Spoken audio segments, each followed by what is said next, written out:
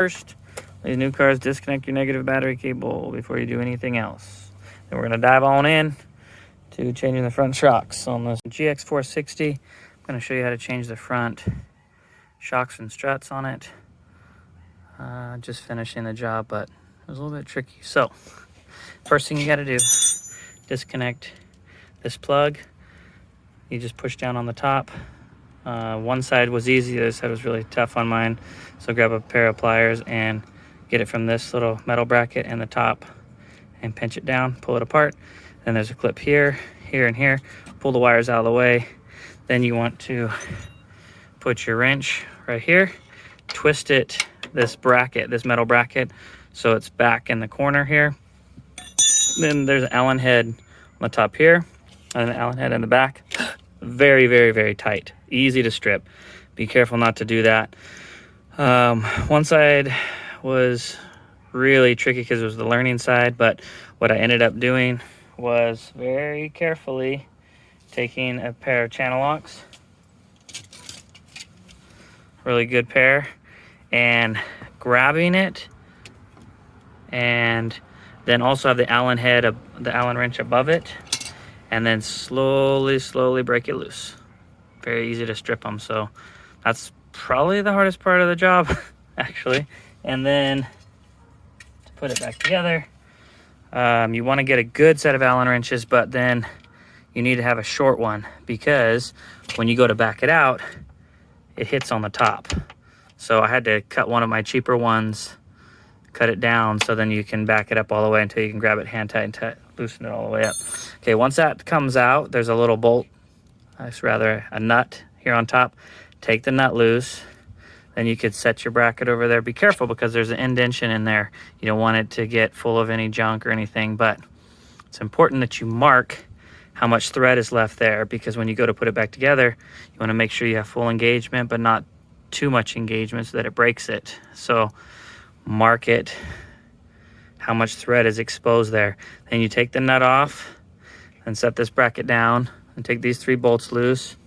Take this nut, pull the bolt out. Then you're getting close, but now this is really important. Take this, I think that was a 10 millimeter. Take it loose. Don't forget to take this loose. It'll break this ABS line. So disconnect that, set it over there. Okay, then you want to get yourself a little bungee. You know, wrap it up here and grab this arm. And when you're going to hit this pad right here, it's going to pop all loose.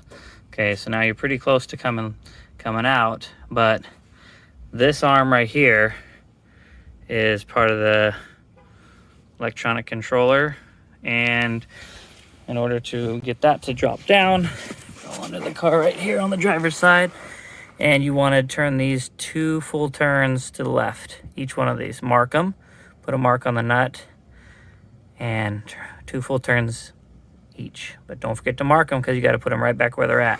Really important. So anyways, then after you do all that, this will drop down, pull that over, but you are gonna have to grab, you know, a long cheater bar and put it right here and then pry down. And be really careful not to slip off there and smash your hand, but you can pry down just enough. That's why you want to make sure to release those 2 screws underneath the car, because this will not allow it to come down if you don't do that. But after you do that, releases the hydraulics enough that you can pry it down, work it on out. And then now when you put this together, I could only find them through Lexus directly. And I changed these little pads on the top and the shock. Kept the same spring, but I changed the pad. You want to mark them, so you put them back in the same location. I'll show you why I changed them. So see all the indentions, and there's a little bit of cracking. I could have maybe got away with not changing them, but those stupid things are about $100. These were like $450, so it ended up being like $700 almost a side. Here's a ring compressor. You can pick them up any parts store almost. So just be careful when you do those, that you don't let them spring across the room and hurt yourself. These ones I got had these little locks that were handy. So anyways, I got about 170,000 miles on the car. Never changed them, but you can definitely feel it when it goes up and over the bumps. And I wanted to keep the electronic ride control because this thing is the smoothest car I've ever had. So anyways, that's a stock change on the GX460. I couldn't find anybody that showed how to do them on the 460s. All day long on the 4Runners and the 470s, but nobody showed how to do it on the 460s. So again, this is probably the most critical, and because this actually has some kind of electronic, I believe it measures the pressure as the shock moves, and it equalizes out the system with this control stabilizer here somehow. I don't know how all that KDSS works exactly, but all I know is I tore it all apart one time because there was an aftermarket that was way cheaper. I think it's $250 for the both shocks, opposed to $450 or $500 for each. But they didn't work because they didn't have the height control on top. So anyways, that's about what it takes to do it. Plan about 3 or 4 hours to do it because it's slow moving. And these little Allen heads will be the death to you if you're not careful. If you strip them out, this little sensor is probably no telling, $500-600, who knows. Don't break it because it's easy to strip these out and just go slow. Maybe hit them with a little bit of bolt buster or something, let it soak. And like I say, grab the head with a really good plier and then turn the center at the same time on the front one, and then you can push this back like I was saying earlier. Push it back so you can see the back side, and you put a wrench right here and turn it over so you can get in there.